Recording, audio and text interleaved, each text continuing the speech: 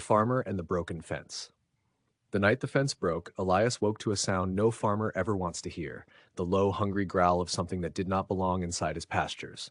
He shot upright in bed, heart hammering like a fist on a door. For weeks, rumors of predators drifting down from the hills had stirred the village, but Elias had always trusted his fence. Thick posts, tight rails, solid as bone. Until tonight. He grabbed his lantern and ran into the darkness, boots sinking into damp soil.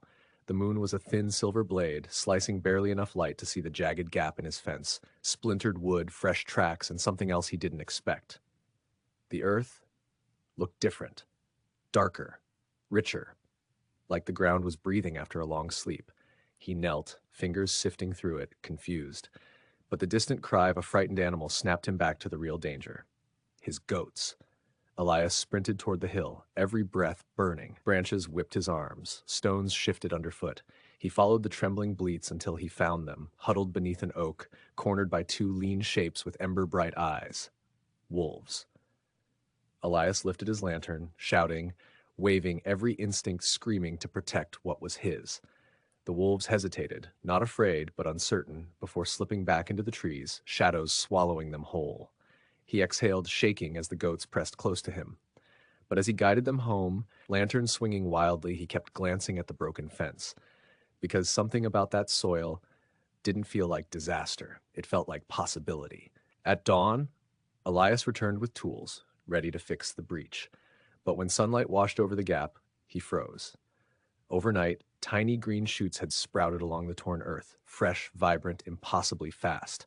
The soil churned by predators had woken dormant nutrients trapped beneath the surface. What the wolves had broken had allowed the land to breathe again. Neighbors soon gathered, murmuring in disbelief. "You should have repaired it last night," one scolded. "Letting predators roam free? Dangerous." "A broken fence never brings good news," another muttered. Elias looked at the thriving soil, the soft stirring of new life, the way the land seemed grateful. "Sometimes," he said quietly, "a boundary breaks so something better can get through." The villagers didn't understand. Not yet. But seasons changed, and where the fence had once sealed off the field, new earth spread, dark and fertile, feeding crops that grew taller, stronger, richer than anywhere else in the valley. A break had become a blessing. And each time Elias passed the repaired fence, he ran a hand across the new posts, remembering that night. The fear, the danger, the chaos, and the unexpected gift buried inside it, because not every breach is a threat.